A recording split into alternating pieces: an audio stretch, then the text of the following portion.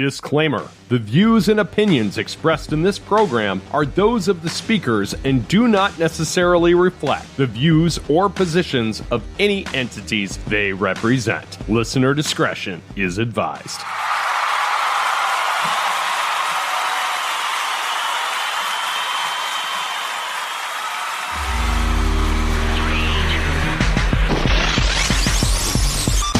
I recently read a quote that said, "We all have a fighter in us. Life starts when you discover what you want to fight for."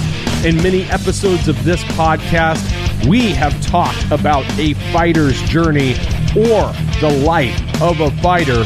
But what we have not discussed is a fighter's home life. In this very special episode, I have Julie Donovan, wife of Elevation Fight Team coach Cody Donovan, and Jess Pauga, wife of recent UFC signee Zac Pauga. It's not about the life of the fighter, but the wife of the fighter. Ladies and gentlemen, this is Caught on the Mic.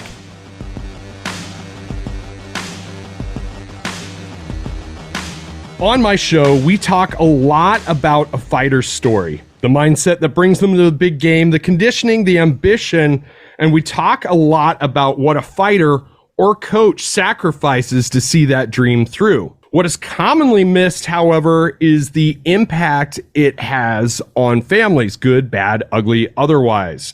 What it's like to see a loved one go through training, how they handle a victory, or better yet, how they stomach a loss. With me today are the wives of two fighters and a coach, essentially, former fighter. I've been excited to do this episode for a long time. I have Julie Donovan and Jess Pauga on the show today. How are you ladies doing? Doing great. How are you? How are you? Good. What a lovely afternoon. How's the weather in Colorado? Is it freezing or what? It's definitely freezing. I think we're I think we're like in the single digits right now. It's pretty cold. I'm in Nebraska and the air is kind of crisp here. I want to go outside and use my fancy inflatable hot tub. I don't do the ice bath thing. I am not a savage, but Me neither. Yeah, if you are not following Jess's husband, Zac, on Instagram, every day he posts videos from his ice bath, and I don't know how he does it, especially in Colorado. He's crazy. So without any further ado, maybe we go one at a time. Introduce yourself, tell who you're married to, and, tell a little bit about your story. So I'm Julie Donovan. I'm married to Cody Donovan. He is a retired fighter. He is a UFC vet, fought for Bellator, and transitioned to coaching when he retired maybe 6 years or so ago. We owned a martial arts academy in Denver called High Altitude Martial Arts. Just moved to a brand new facility, 12,000 square feet, huge, beautiful new training center. So I am a mom to three. I have a daughter, Cora, 6, Maeve is 4, and Conan is 11 months. I'm a stay-at-home mom, but I also run the gym and I do real estate, and I run Cody's professional and personal life. I'm Jess Pauga. I am married to Zac Pauga, and we met in middle school. So we've been together for a really long time, and I've been through the football, the rugby, and all of his pro sports, including his newest venture of MMA. And we have been doing this crazy thing called life together. We got married in 2014, and he started fighting when my oldest daughter, Moana, was born. So about 5 years ago, which is how we got introduced to Cody and Julie. So we've been great friends since, and the partnership and how they work together for their careers has been really amazing. And we're getting ready for an upcoming fight this February in 2 weeks. So that's really exciting. But we're in the thick of preparing and documenting everything that's going on right now. That's amazing. I have been watching the transition from the old location to the new one. Holy crap. 12,000 square feet, just so people kind of have a perspective of it. I don't talk about what I do for a living as my day job, but I'll give a hint. I manage businesses, and let's just say it's in the retail sector.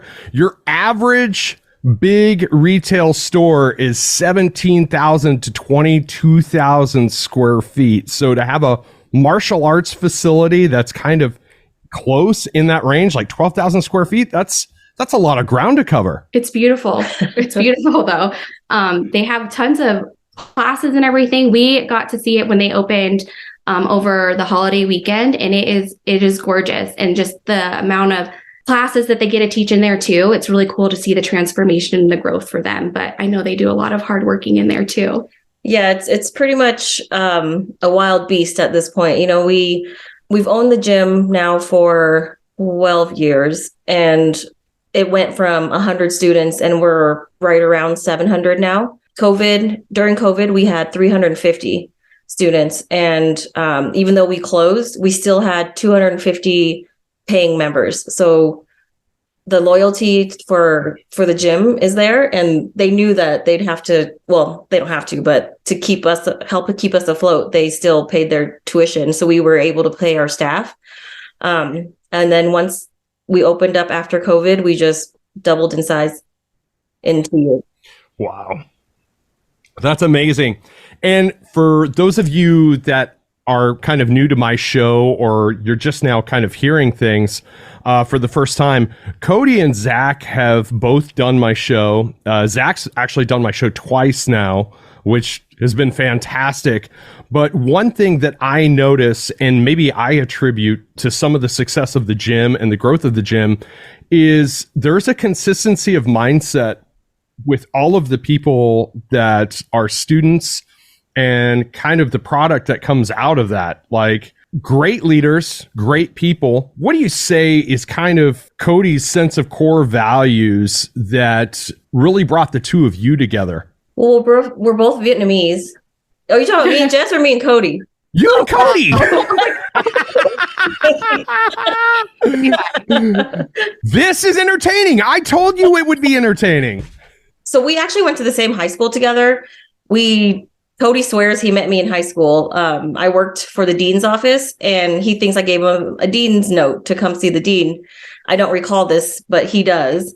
And then we just kind of ran into each other over the years. I have a picture of me and some girlfriends with some random fighters after a local fight. And one of them happened to be him because he was kind of cute, you know, like just fought and looked a little cute. So we took a picture with him. You know, I was total MMA fangirl, or whatever you call it.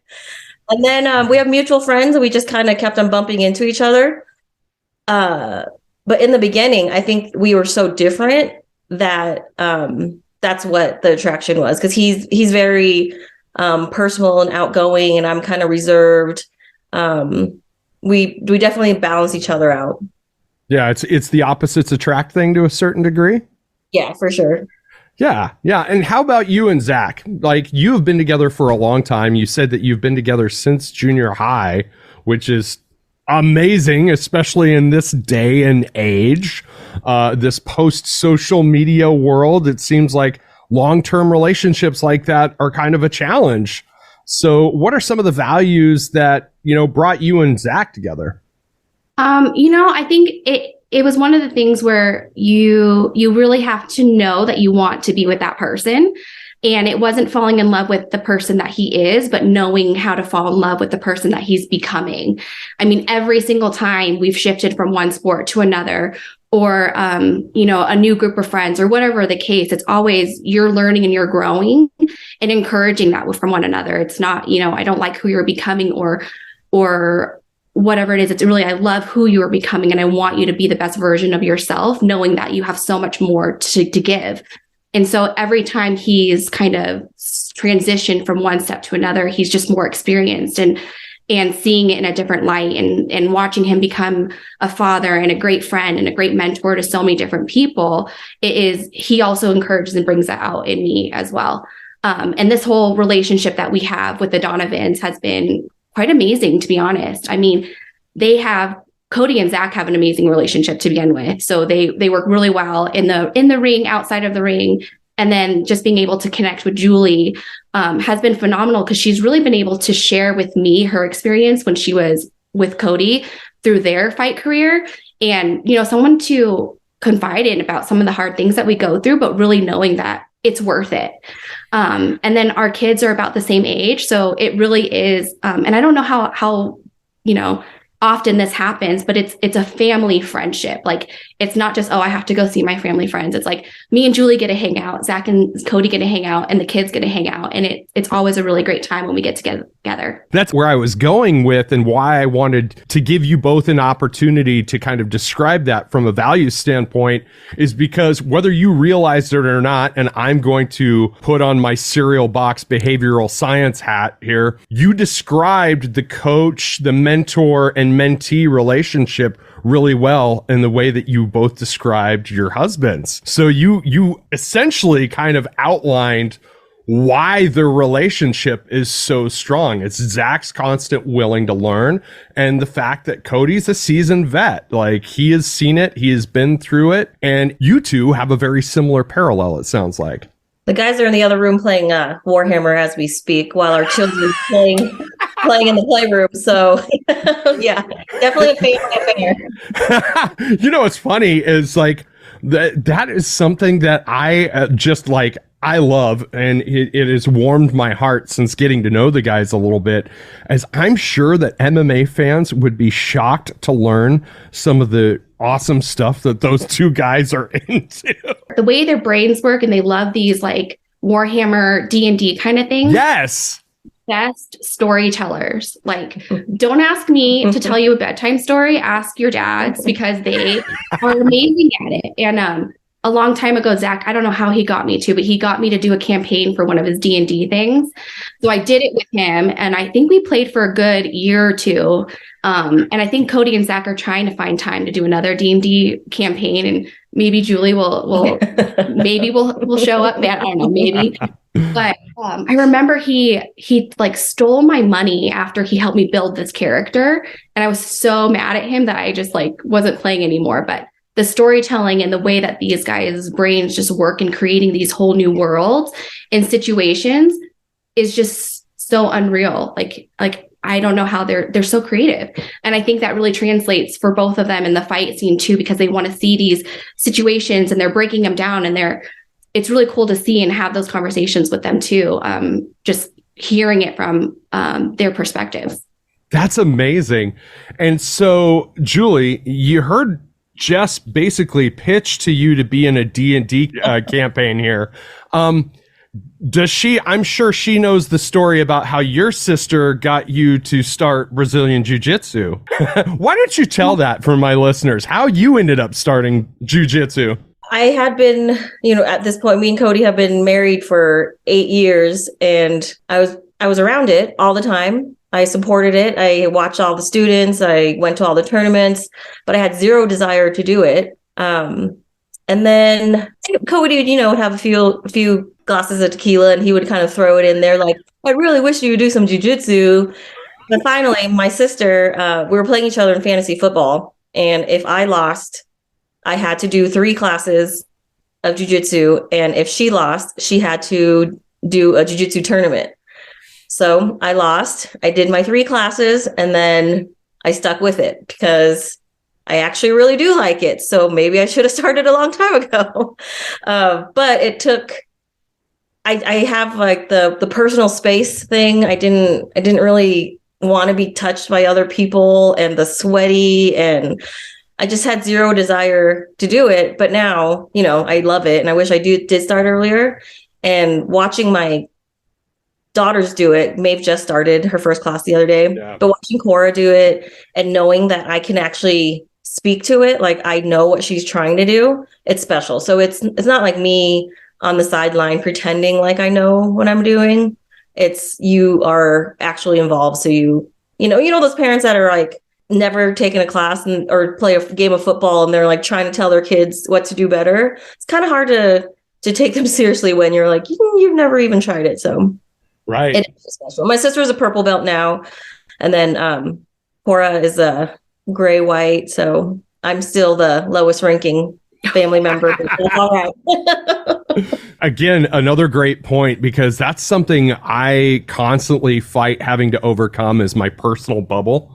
I'm somebody that loves my bubble, and if people get too close into my bubble, I get really weird, and which is crazy because I am naturally a social guy. Like when people get inside my space, I get in my own head about that, and that's something you really have to overcome if you're doing a martial art like Brazilian Jiu-Jitsu, isn't it? Yeah, there's no boundaries at this point, right? You're north-south with somebody, and it's not a great place to be. One of my friends' little girl, she's 4. She took her second class the other day, and this little boy who had been there longer. It's the game, They're supposed to someone's supposed to take the other kid down and get on mount. And then, the parents, they know each other. So they were joking. They're like, your son was mounting my daughter. How have you found that adapting to that martial art for yourself has changed you or influenced your day-to-day life in the real world? I think for me, it's more understanding the culture of the gym and what Cody has been trying to build this whole time. It's hard for you to... So I write the blogs and things for the gym. It's hard to write about it if I never did it, because I wouldn't understand, right? And if I'm trying to get a member to join, and I didn't do jujitsu, something's missing. Like I wouldn't understand it. But since I do it, I understand Cody's vision. Like I understand what his end goal with the gym is. Yeah, that makes perfect sense. So transitioning from football to rugby to life as a police officer and now as a pro fighter for Jess, how has that been for you to watch from the sidelines in a similar stance for Julie becoming involved with the jiu-jitsu culture? Yeah, so I will say I'm Zac's biggest fan outside of his mom and his dad and everything. So, I really when people ask me like, hey, who's your favorite team or like, who's your favorite player? It's like, well, whatever team Zac's playing on or whatever sport. I really enthralled myself in learning all the football rules. He played all through high school. And he also played all through college. So, really had those rules down. The transition from football to rugby was extremely intense, especially with him getting let go from after the Texans and everything too, and really trying to find his new, what am I good at, and learning a lot about him where he just needs to always have some kind of outlet, some kind of physical outlet to be able to be him. And then learning all of the rugby rules, I was like, okay, that was a touchdown, but what is it really called? And how many points was that? So, a touchdown would technically be a try, and how do you score there, and learning about the rucks and all of these other things. It's a completely different language, but a lot of people think that football and rugby are similar from an outside perspective. Then transitioning to the law enforcement was really scary. We were married at that point, and I think just not knowing if he was going to be home. I mean, I would shoot up in the middle of the night, like looking at my phone, and if he didn't text me, it'd be really scary that like, is he okay? So I can't like necessarily call him, but I text him and see if that was all right. And it was this constant worry, right? And now he tells me I don't want to be a detective or a police officer anymore. I want to fight in the cage. And I'm like, now you're asking for it, where before you didn't know if it would happen or not, but now you want to do it. And, my parents and myself, like it was really scary to think about. You're going to go and get yourself locked in this cage. But the reality of it is, who your opponent is, you're training for it, and there's no unknown weapons. You can't no one's going to bring a gun into the cage.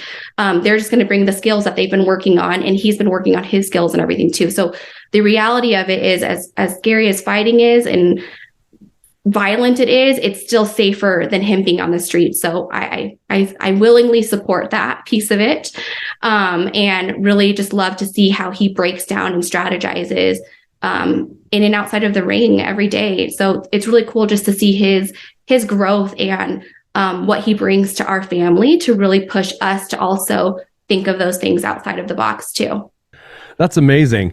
And watching Cody progress from fighter to coach, simultaneously being business owners, like It's kind of a similar question. Like, how has your mindset grown alongside that? And what's your interpretation of that trajectory been like? People ask me a lot, is it easier now that Cody doesn't fight? And I would say it's probably worse because even though he's not physically fighting, his heart is in there with all his fighters, right? Like, right. He sacrifices a lot for them. He gives them a lot. Like some of them he thinks of them like as they're his sons, right? Some of them are he's always like a mentor to a lot of these fighters. So watching him and his fighter lose, it affects him just like it would affect him if he was the one fighting, right? And then that, of course, translates to us because, it was his 40th birthday. Curtis Blades fought Derek Lewis, right? Yeah. And he got knocked out. Me and my sister and some of my family members and our children surprised Cody in Vegas for his 40th birthday. So, we were like, surprise. And he's very sad and upset. And, he tried to turn it around and be present because we were there. But he was heartbroken, like absolutely heartbroken for Curtis, for himself, for Harley. It's really heartbreking. And I would say the same thing happened with Zac most recently. I was in Vegas for that again. So it is hard to watch them, but you're also like super proud when you all three of them, walking out to the cage together, and that they put in so much work together, and that they're there and they're gonna do the best that they can. Yeah, my heart and my mind is with you on this, just for the simple fact, what just happened this last 2 weeks? He basically jumped off of a fight in Vegas with Razak and then was in Brazil the next week. He was supposed to go straight from Vegas to Brazil. Oh, wow. But he wanted to see the kids for one day. So we changed his ticket, and then he's on the shuttle to Razak's fight, and the UFC calls him and they're like, hey, you need a COVID test within the next 24 hours. And Cody's like, how? I'm going to the arena right now. Like, there's no way I can do this. So they actually had to move his flight to Brazil another day. So he was home with us for 2 nights. Well, win for you and win for him. He gets some time with the kids in between all of this. So that's a nice break. And that's a good segue to the next bit, is how has the fight game influenced both of these gentlemen as fathers? For Zac, it really gave him something worth fighting for, more than just himself. And he talks about it a lot. But more than him talking about, he really shows it. He really means it. He loves those kids and he would do anything for them. And he's such a great father and he's so present. And I would say that's something that him and Cody really have in common as well. Cody's very present with the kids, and they, like I said, we can all get together and no one's being left out or not taken care of, because everyone's just here doing what they love to do and spending it with great people. He really does just have this drive, and nothing can change that. No one can take that away from him. Right. But he loves being a dad to both Django and Moana, and they play and wrestle. And when he was gone filming for the Tough season for 6 weeks, we really felt it. I mean, I think the first few days it was okay because we're used to him being gone for like 4 or 5 nights for other people's camps and his fights. But that 6th week was really, really hard on them. And I think when, we were coming down on the last final 2 or 3 weeks, it was like they really were wanting their dad, that presence is always there. And that was hard on them, but we did it and it was worth it. And he came home and they were so happy to have them pick him up from school. And it's always exciting when they get to see each other. So when he is gone, we go and pick him up from the airport and they like rush him at the elevator or the escalator when he comes up. And it's always a good time when he comes home. Cody is just like Zac. He's a very present dad. He gives the kids all their baths.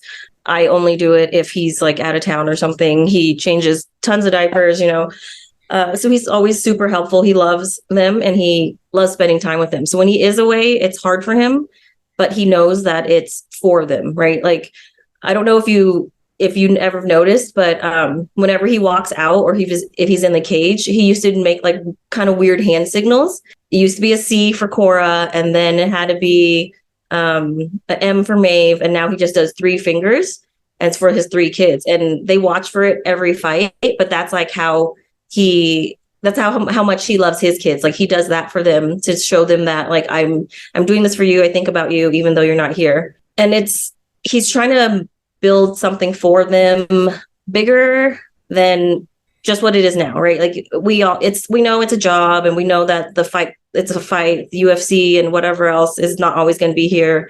We hope like the legacy of the gym and Cody's legacy is actually what I strive for.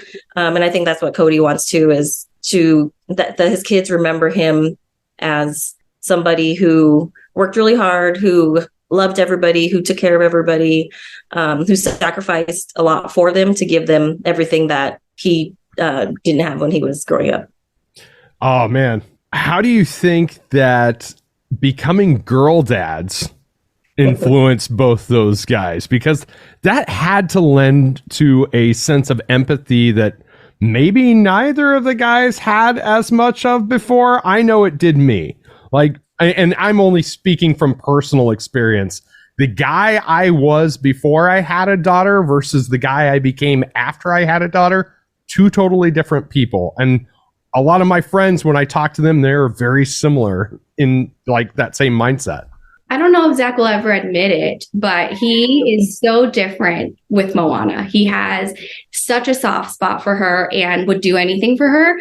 And you wouldn't know that about him, because he has such a calm, cool, collective personality all the time. He's always put together. He's really tough, but if she needs him, anything, he will drop everything for her, do anything for her. And that also means pushing me aside, because she wants her daddy, and they have this amazing bond that I would never want them to give up. We're a little scared of the teenage years, or at least I am, but he says it's not going to happen. It's not going to happen to us, but we'll see.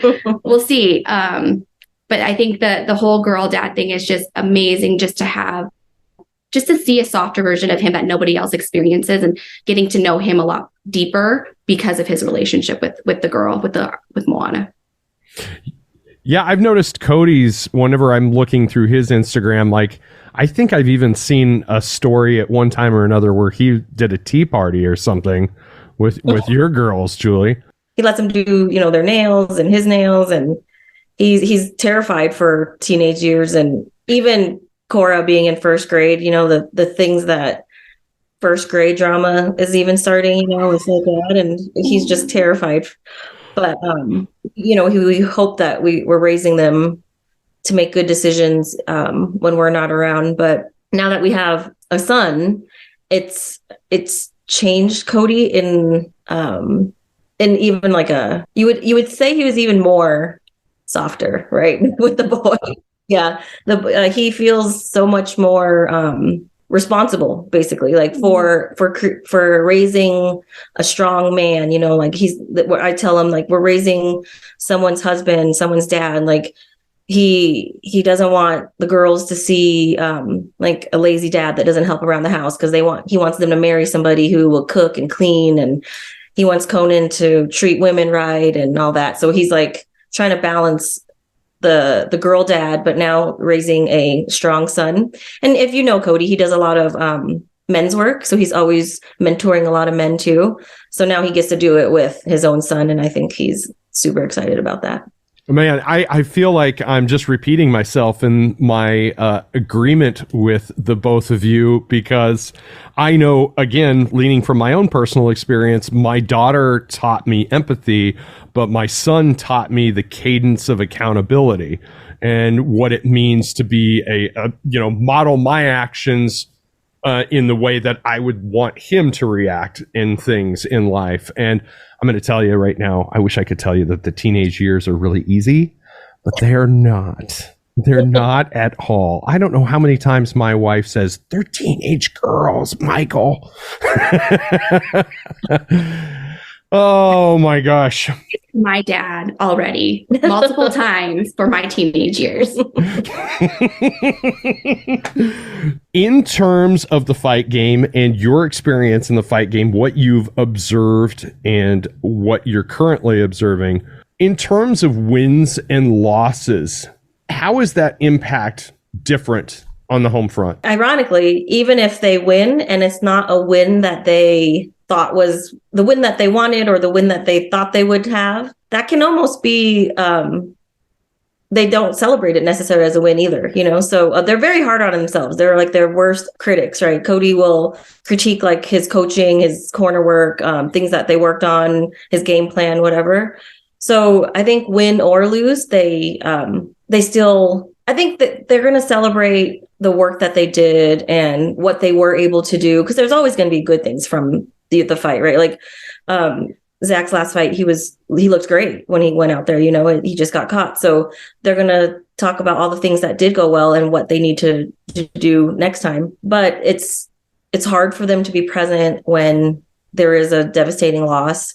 And we know that, like, but we have needs too. So we're like, we have like, you're trying to be, you're a dad, you're a husband, but you're also a coach, and you need to fake it for your kids, right? Like you are sad and you really don't want to do anything, but you're gonna have to. Or the same thing with us. Like we give them some time. I give them some time to mourn, and then got to get right back on the horse and keep going.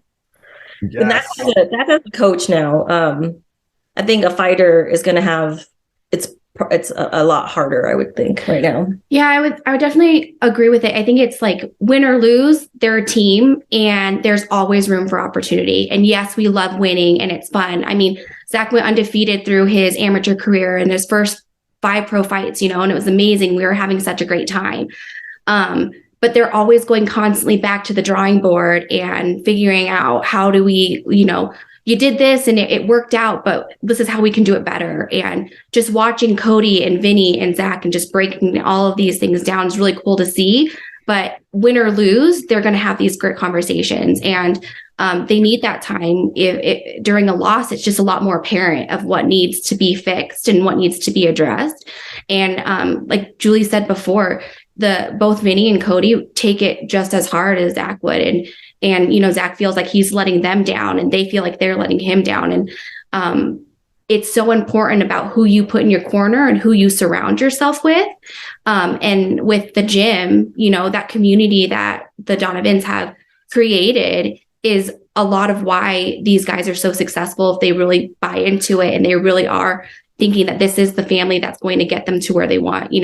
I think Zac said it earlier in the week about it. It's really important about who's in your corner, who's going to hold you accountable, who's going to push you to be a better version of yourself, and help you evolve, and not just say, hey, you're winning, I'm getting paid, you're getting paid, see you next fight.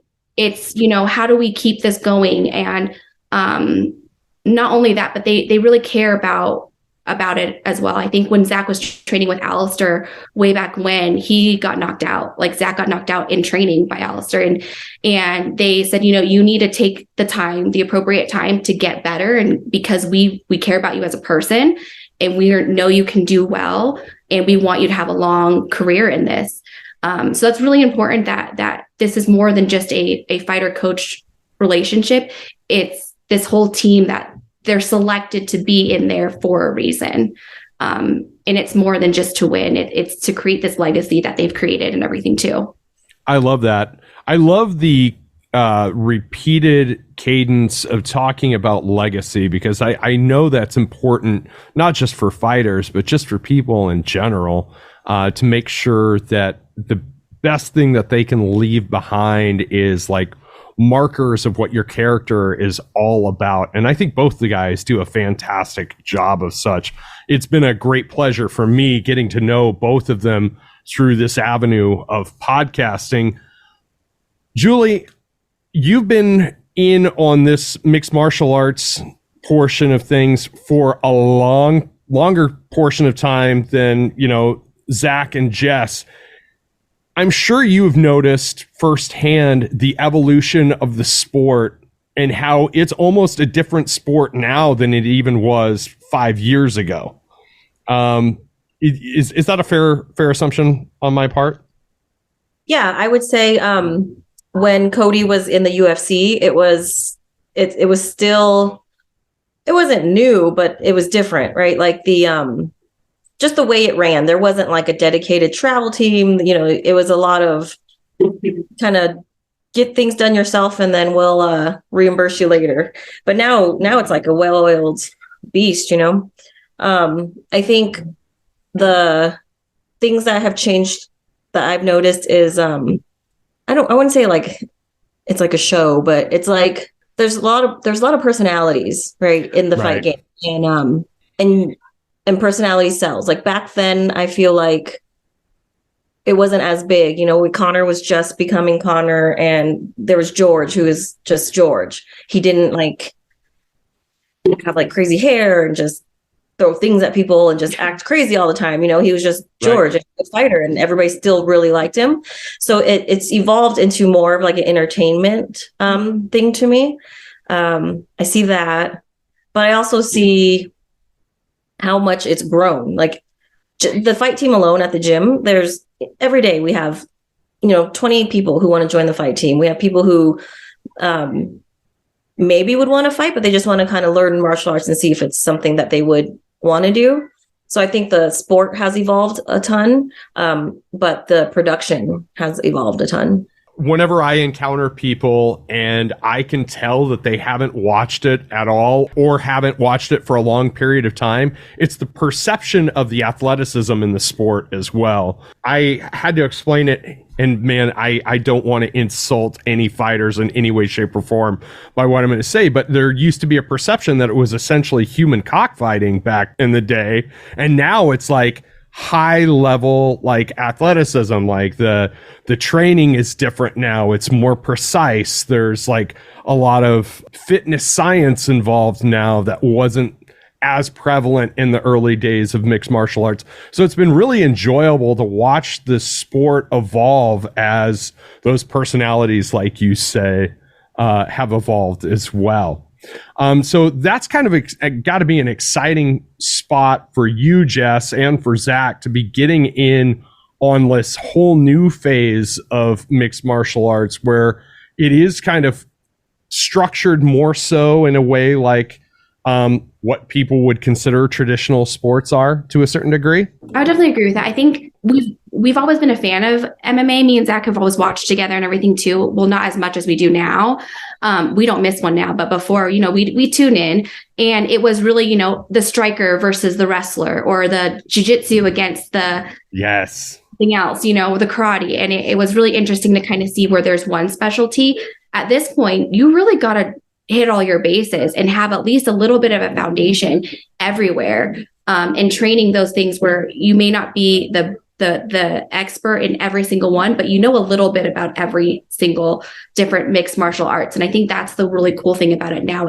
It's really turning into mixed martial arts where you're not just a striker, you're not just a grappler, you're not just doing judo, you're really learning a combination and then making it your own unique style of being able to fight another man or woman.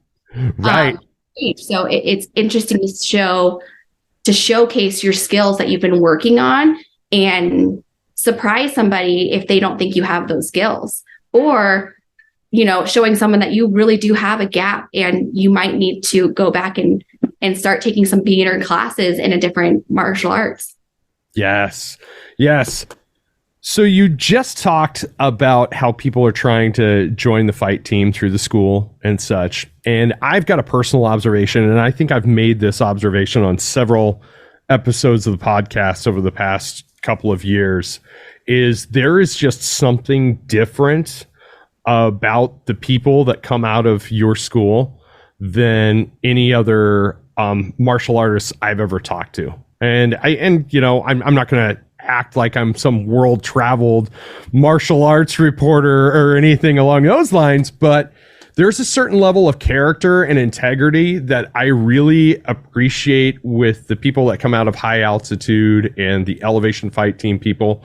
What is it that separates you guys from everybody else and that creates that mindset? It's our culture, and that's what we work on every day.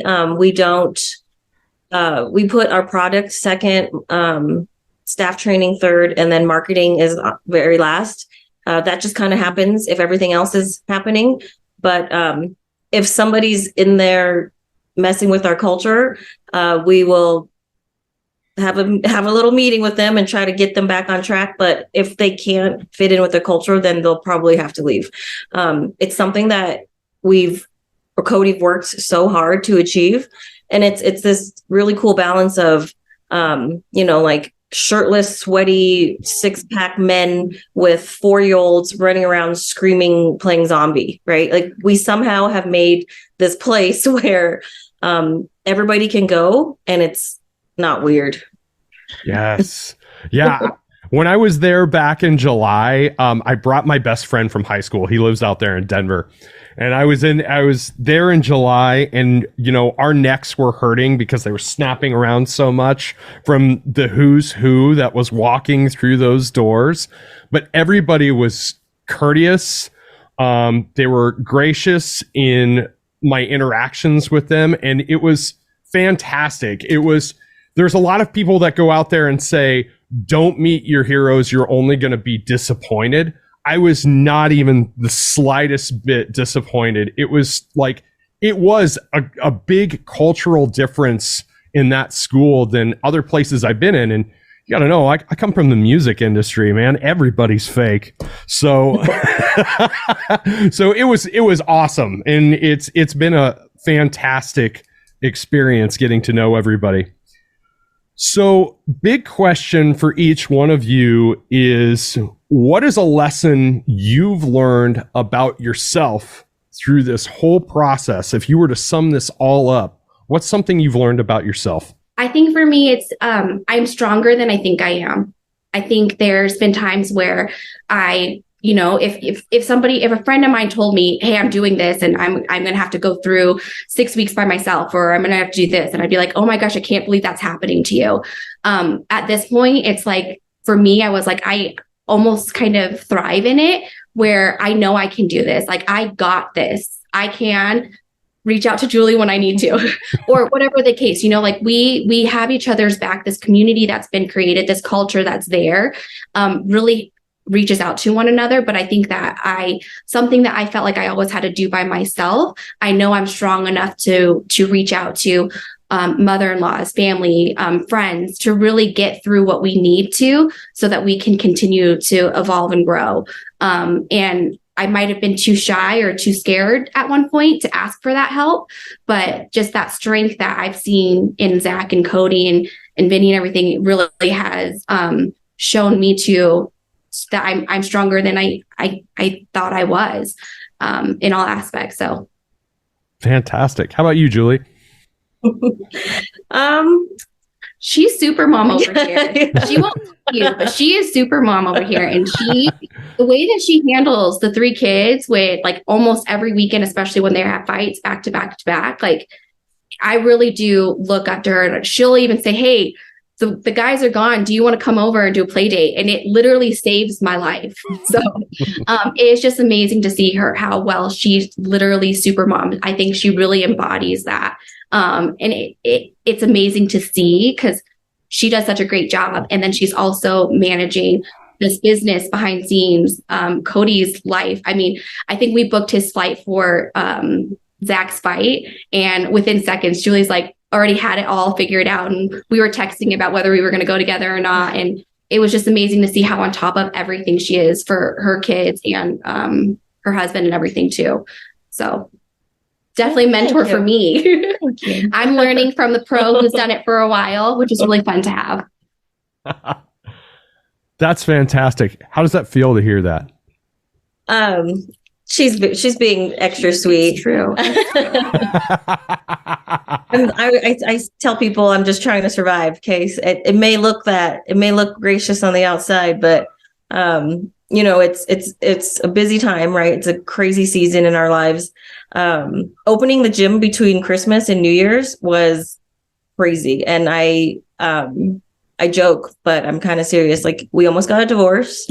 I got fired. I think I've been since rehired, but no official word yet.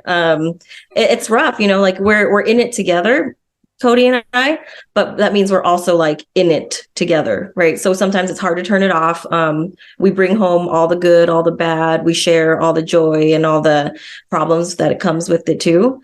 So just trying to learn how to balance wife, mom, gym owner, and still be able to give the kids what they need, Cody what he needs. And because I can't just give the business what it needs, right? Because that's what you feel like it's your job, right? So that should come first, but it's really all the other stuff that needs to come first. So I think I've learned to balance things pretty well, especially with him traveling so much and me trying to give my kids like a life to remember, I guess. Like, I don't want them to remember like Dad was gone, and I want them to remember like all the things that we did because Dad was gone, because Dad's working so hard for us. Yeah. Like the other day, Cody was like, I want that car. And Maeve's like, well, why don't you just buy it? like what's up, So it's funny that I think they know like Dad works really hard and they're proud of him. Yeah, it's this is funny because I've never shared this, but when I was out there in July, it sounded like it was just kind of a passing comment. But, Cody and I were standing in the front entrance of the old school, and, he was kind of showing me around and showing me a few things. And he did make mention of that in regards to legacy, that, he said, he grew up a lot differently, and he's just super proud of the life that he's able to give his kids because of this hard work. And it really stuck with me because I can even still hear his voice in my head when I'm recalling that. But that really did stick with me because I'm of a very similar ilk. And so it's great to see everything come to fruition, and the type of people that both Zac and Cody are. But this is also a tribute to the both of you, because the saying, behind every strong man stands a stronger woman. So I tell the fighters, get you a good corner woman. Like you need a bad bitch in your corner. That's what I say. It's true. Amazing. So with all that said, my sum up question generally is on every episode of the podcast is, what is your advice for making the world a better place right now as you see it? Be kind to one another. We need more love. Yeah, be a good person. You don't know everyone's struggles, and just think outside of you and your own personal bubble, and send the text or send a message to somebody that you don't really think needs it. They need it. I love that. Ladies and gentlemen, you can see both of those guys together on February 18th. Zac's really, it's kind of his first official UFC fight that's not tied to the Tough Show. So I'm excited for that. I'm excited to see both of those guys walk to the ring. I'm not going to lie to you. I don't need to shine ass or like make up any stories or anything along those lines. I get chills every time I see those guys come up. I feel good. Wins, losses, whatever. I live for the nights that I see my friends from elevation and high altitude martial arts walk to the ring on UFC events. So it has been a pleasure getting to know them. And now I am really excited to get to know the both of you. I hope we get to run into each other in the real world sometime. Yeah, you'll have to come check out their new gym since you saw the old one. It's amazing. So, truth be told, I'm probably going to be in the area sometime this spring, and then I'll also be back in August. So I'm hoping I can make that trip happen. Yeah, for sure. Come stop by and maybe we can do some interviews with some guys there. That would be amazing. Jess, Julie, thank you very much for doing the show. The world is a better place with you in it. Aw, thanks. Thank you. It was fun. I want to thank my guests, Julie and Jess, for doing this episode of the podcast today.